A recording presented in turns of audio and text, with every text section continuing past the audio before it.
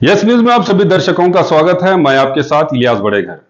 आइए देखते हैं आज की खबर क्या कहती है।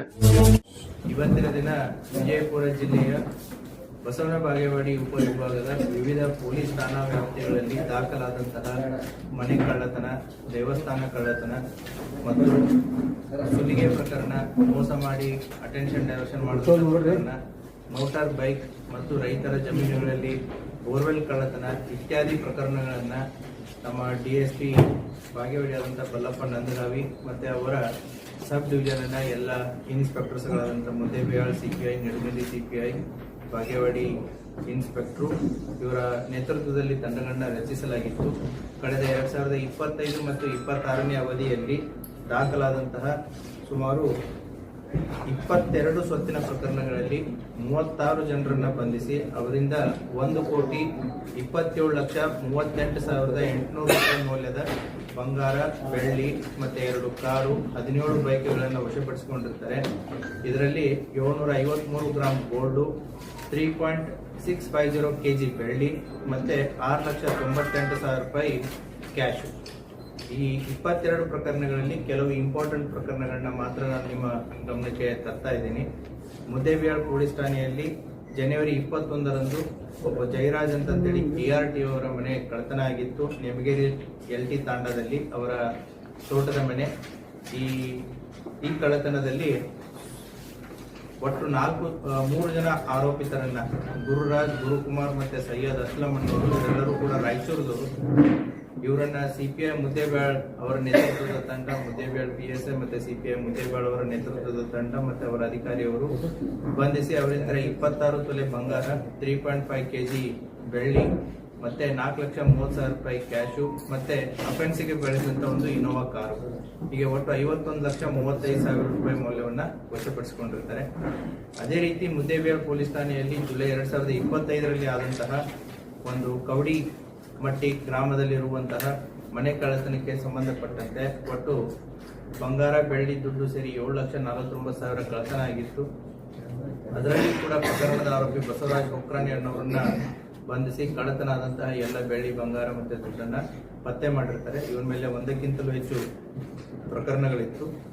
ಅದೇ ರೀತಿ ಮುದ್ದೇಬಿಹಾಳ್ ಪೊಲೀಸ್ ಠಾಣೆ ಕ್ರೈಮ್ ನಂಬರ್ 236/25 ಕಳೆದ ಜೂನ್ನಲ್ಲಿ ಆದಂತಹ ಘಟನೆ. ಮುದ್ದೇಬಿಹಾಳ್ ಬಸ್ತಿ ಓಣಿಯಲ್ಲಿರುವಂತಹ ಒಬ್ಬರ ಮನೆಯನ್ನು ನೋಡಿದಾಗ ಅದು ಕೀಲಿ ಮುರಿದಿತ್ತು. ಕೀಲಿ ಮುರಿದು ಒಳಗಡೆ ಇದ್ದಂತಹ ಬಂಗಾರದ ಆಭರಣಗಳು ಮತ್ತೆ ದುಡ್ಡು ಮೀಸಾಗಿತ್ತು. ಒಟ್ಟು 12,75,000ರಷ್ಟು ದುಡ್ಡು ಮತ್ತೆ ಒಡವೆ ಕಳ್ಳತನಾಗಿತ್ತು. ಇದರಲ್ಲಿ ಕಾನೂನಿನ ಸಂಘರ್ಷಕ್ಕೆ ಒಳಗಾದಂತಹ 4 ಜನರನ್ನ ಅವರನ್ನು ಕೂಡ ಪತ್ತೆ ಮಾಡಿ ಅವರಿಂದನೂ ಕೂಡ ಇದನ್ನ ರಿಕವರಿಯನ್ನ ಮಾಡಿರ್ತಾರೆ. ಅದೇ ರೀತಿ ನಿಡಗುಂದಿ ಪೊಲೀಸ್ ಠಾಣೆ ಕ್ರೈಮ್ ನಂಬರ್ 94/2025 ಗಬಸಾವಳಿಗೆ ಅನ್ನುವಂಥ ಒಂದು ಹಳ್ಳಿಯಲ್ಲಿ ನಿರ್ಮಲಾ ಅಲಿಯಾಸ್ ನೀಲಮ್ಮ ಗಬಸಾವಳಿಗೆ ಅವರ ಸರ್ನೇಮು, ಊರು ಕಿರಿಶಾಳು. ಇವರು ಹೊಲದಲ್ಲಿ ಕೆಲಸ ಮಾಡ್ತಿರ್ಬೇಕಾದ್ರೆ ಕೊರಳಲ್ಲಿದ್ದಂಥ ಚೈನನ್ನ ಕಿತ್ಕೊಂಡು ಹೋಗಿರ್ತಾನೆ, ಸುಮಾರು 37 ಗ್ರಾಮದ್ದು. ಆ ವ್ಯಕ್ತಿಯನ್ನು ಕೂಡ ರಮೇಶ್ ಚಿತ್ರಿಗೆ ಅನ್ನುವಂಥ ಒಬ್ಬ ವ್ಯಕ್ತಿಯನ್ನು ಕೂಡ ಪತ್ತೆ ಮಾಡಿ ರಾಬರಿ ಕೇಸನ್ನು ಕೂಡ ಪತ್ತೆ ಮಾಡಿರ್ತಾರೆ. ಸುಮಾರು 1,95,000 ವ್ಯಾಲ್ಯೂನ 37 ಗ್ರಾಮದ ಚೈನನ್ನ ತಾಳಿ ಸರ ಅದನ್ನು ಕೂಡ ಪತ್ತೆ ಮಾಡಿದ್ದಾರೆ. ತಾಳಿಕೋಟೆ ಪೊಲೀಸ್ ಠಾಣೆಯಲ್ಲಿ 2023ರಲ್ಲಿ ಬೈಕ್ ಕಳ್ಳತನ ಆಗಿತ್ತು. ಆ ಆರೋಪಿಯ ಹಿನ್ನೆಲೆ ಅಂತ ಹೋದಾಗ ಆತನಿಂದ ಒಟ್ಟು ಬೇರೆ ಬೇರೆ ಪೊಲೀಸ್ ಠಾಣೆಗಳಲ್ಲಿ ದಾಖಲಾದಂತಹ ಒಟ್ಟು 5 ಪ್ರಕರಣಗಳಲ್ಲಿ ಆತನ ಹತ್ರ ಇದ್ದಂತಹ 5 2 ವೀಲರ್ಸ್ಗಳನ್ನ ಕೂಡ ಪತ್ತೆ ಮಾಡಿದ್ದಾರೆ. ಆತನ ಪ್ರಕಾಶ್ ತಳವಾರ್ ಅನ್ನುವಂಥ ಒಬ್ಬ ವ್ಯಕ್ತಿ ಸುಮಾರು 5 ಬೈಕ್ಗಳು ಆತನಿಂದ ವಶಪಡಿಸಿಕೊಂಡಿದ್ದಾರೆ.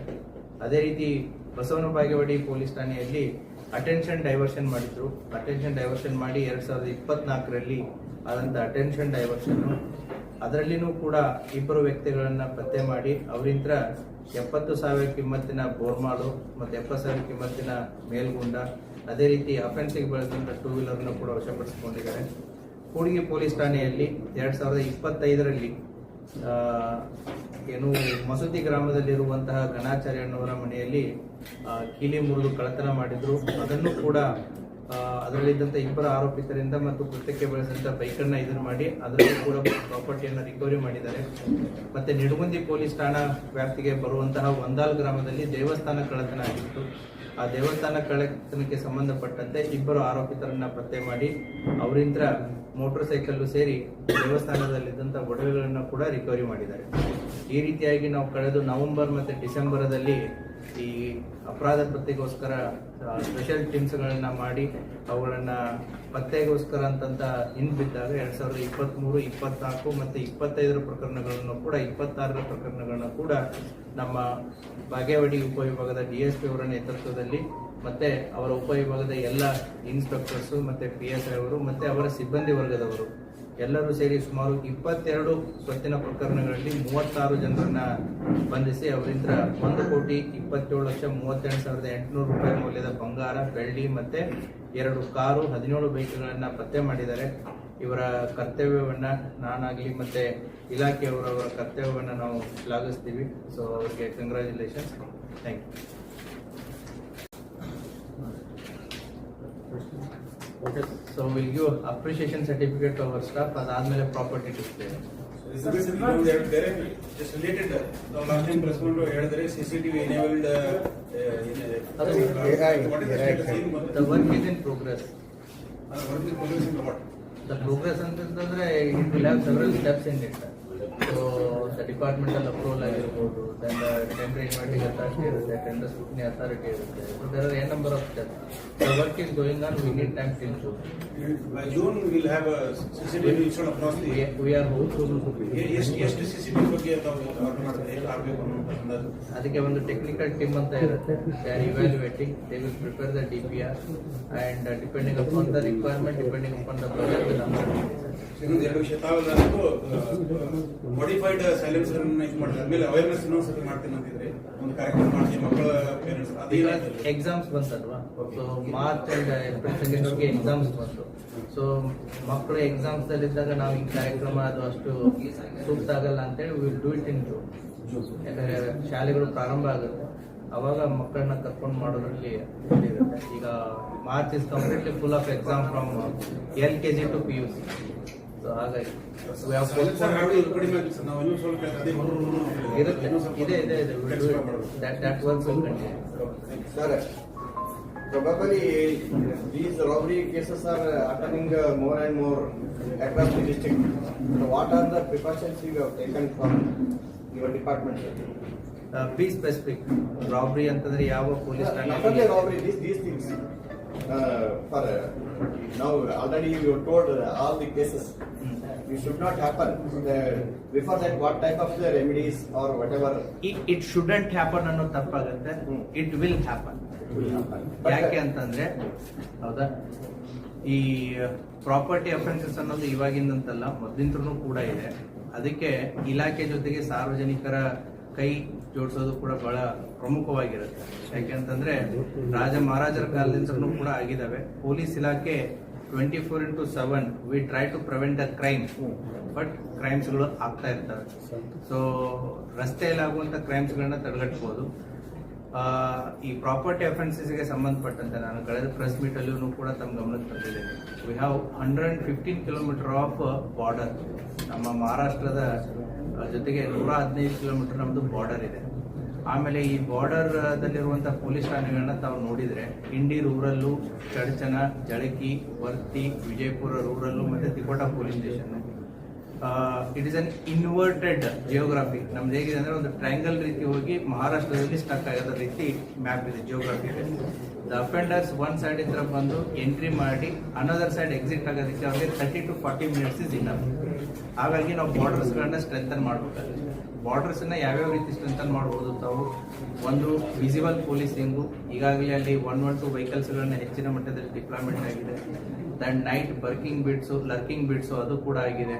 ದೆನ್ MOB ಆಗಿರ್ಬೋದು, ಮತ್ತೆ ಹಳೆ MOBಗಳು ಏನು ಪರ್ದಿ ಗ್ಯಾಂಗ್ಸ್ದಲ್ಲಿದ್ದಾರೆ, ಹಳೆ ಕೇಸಸ್ಗಳಿರುವಂತಹ NBWಗಳಾಗಿರ್ಬೋದು, ಮತ್ತೆ ಅವರು ಕೋರ್ಟ್ಗೆ ಅಟೆಂಡ್ ಆಗ್ತಾ ಇದ್ದಾರೆ ಇಲ್ಲ ಅನ್ನೋದಾಗಿರ್ಬೋದು, ಅದು ಕೂಡ ಕಂಟಿನ್ಯೂಸ್ ಎಫರ್ಟ್ ನಡೀತಾ ಇದೆ.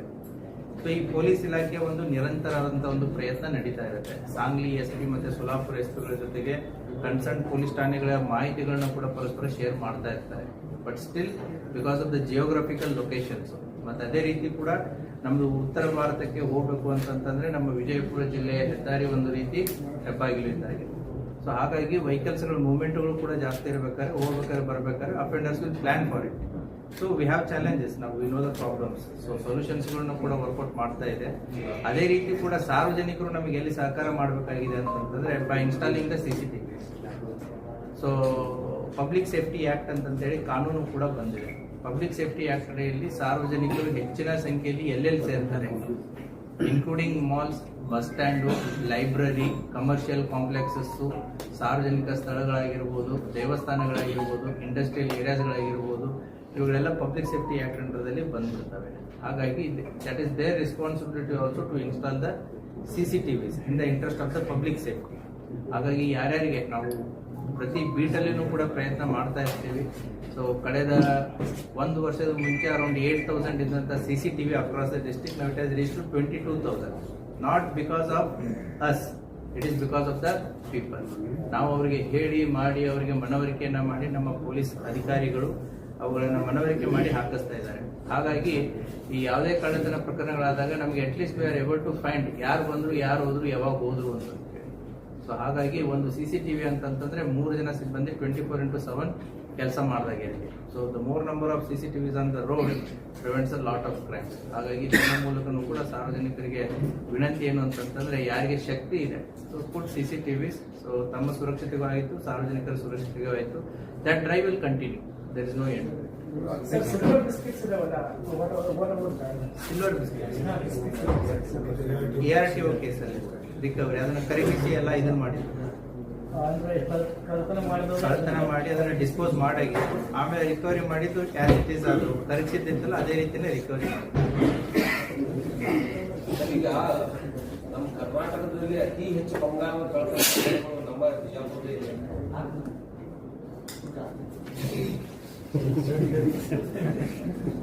ಪ್ರಶ್ನೆ ಕಂಪ್ಲೀಟ್ ಆಗಲಿಲ್ಲ. ಅತಿ ಹೆಚ್ಚು ಬಂಗಾರದ ಕಳ್ಳತನ ಪ್ರಕರಣಗಳು ನಮ್ಮ ಬಿಜಾಪುರದೇ ಇದೆ. ಅತಿ ಹೆಚ್ಚು ಆಗಿದ್ದು ನಮ್ಮಲ್ಲಿನೇ, ಅತಿ ಹೆಚ್ಚು ರಿಕವರಿ ಆಗಿದ್ದು ನಮ್ಮಲ್ಲಿ. ಸೊ ಹಾಗಾಗಿ ದಟ್ಸ್ ವಾಟ್. ಈಗ ಮನುಗುಳಿಯಲ್ಲಿನೂ ಕೂಡ ಹುಬ್ಳಿ ಮತ್ತೆ ಗೋವಾದವ್ರು ಬಂದ್ ಮಾಡಿದ್ರು, ಬೋತ್ ಚಡ್ಚನ್ ಅಂಡ್ ಹಲ್ಸಂಗಿ ಮಹಾರಾಷ್ಟ್ರದಿಂದ ಬಂದ್ ಮಾಡೋರು. ಬಟ್ ನಮ್ಮ ಜಿಲ್ಲಾ ಪೊಲೀಸ್ ಅದನ್ನ ಅಲ್ಲಿಗೆ ಬಿಡಲಿಲ್ಲ and they have recovered almost 95% in Manugudi, 100% in Halsangi, and nearly 70% in Chadchana. The remaining 30%, we know the people, the work is going on, the time is up. Sir, ಇಷ್ಟೊಂದು ಎಲ್ಲಾ ಪ್ರಕರಣಗಳನ್ನ ಭೇದಿಸ್ತಾ ಇದ್ದಾರೆ, ಆದ್ರೂ ಕೂಡ ಕಳ್ಳರಿಗೆ ಅದೊಂದು ಭಯನೇ ಹೋಗ್ತಾ ಇಲ್ವಾ ಕಾನೂನಿನ ಬಗ್ಗೆ? ಕಳ್ಳರಿಗೆ ಭಯ ಪತ್ತೆ ಒಂದು ಕೆಲಸ ಇರುತ್ತೆ, ಹೌದಾ? ಸೊ ಕಳ್ಳರಿಗೆ ಭಯ ಅಂತಂತಂದ್ರೆ ಕಾನೂನಿನ ಅಡಿಯಲ್ಲಿ ಅದು ಯಾವ ರೀತಿ ಕಾನೂನು ಇದೆ ಅದ್ರ ಪ್ರಕಾರ ಹೋಗುತ್ತೆ. These are like 7 years punishment ಇರುವಂತ offences. So they will get bail within 1 week or 10 days, ಅಷ್ಟರಲ್ಲಿ ಬೇಲ್ ಸಿಕ್ಬಿಡುತ್ತೆ. ಸೊ ಪದೇ ಪದೇ ಮಾಡೋದ್ರ ಮೇಲೆ ನಾವು ಗಡಿಪಾರು ಅಥವಾ ಎಕ್ಸ್ಪರ್ಮೆಂಟ್ ಅನ್ನೋದು ಒಂದು ಇರುತ್ತೆ. But they will keep doing. ಅವರಿಗೆ ನಮ್ಮ ಪೊಲೀಸರಿಗೆ ಒಂದು ವ್ಯಾಪ್ತಿ ಇದೆ, ನಿಮಗೂ ಕೂಡ ಒಂದು ವ್ಯಾಪ್ತಿ ಇದೆ. ಬಟ್ ಕಳ್ಳರಿಗಾಗ್ಲಿ ಅಥವಾ ಏನೋ ಅಪರಾಧ ಮಾಡೋರಾಗ್ಲಿ ಅವರಿಗೆ ವ್ಯಾಪ್ತಿ ಅನ್ನೋದೇ ಇಲ್ಲ. ವಿಜಯಪುರ ಜಿಲ್ಲೆ ಅಂತಂದಿಲ್ಲ, ಅವರಿಗೆ ಇಡೀ ಭಾರತನೇ ಒಂದು ವ್ಯಾಪ್ತಿ. ಹಾಗಾಗಿ ಅಫೆಂಡರ್ ಸೇಮ್ ಇರೋದು ಬೇರೆ, ಬೇರೆ ಬೇರೆ ಅಫೆಂಡರ್ಸ್ಗಳು ಬಂದು ಮಾಡೋದು ಬೇರೆ.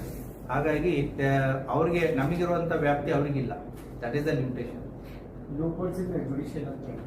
ಅದನ್ನ ಅವಣ್ಣಕ್ಕೆ ಬರಲ್ಲ.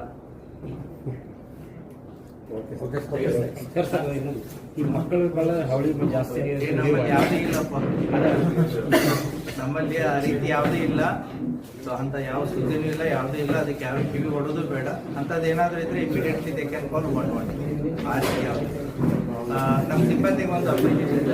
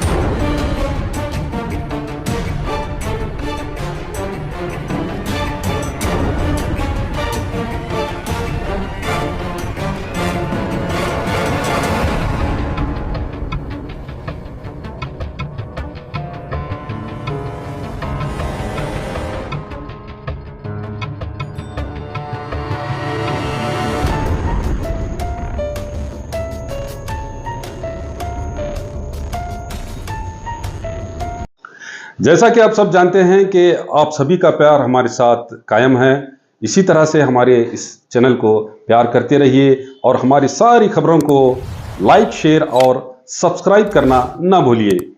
हमारा यही मकसद है कि आपको हर खबर जो है, जैसा है वैसा ही आपको हम दिखाते रहेंगे, ना किसी का पक्ष लेंगे, ना किसी के विरोध में जाएंगे। हमारे कदम सच के साथ।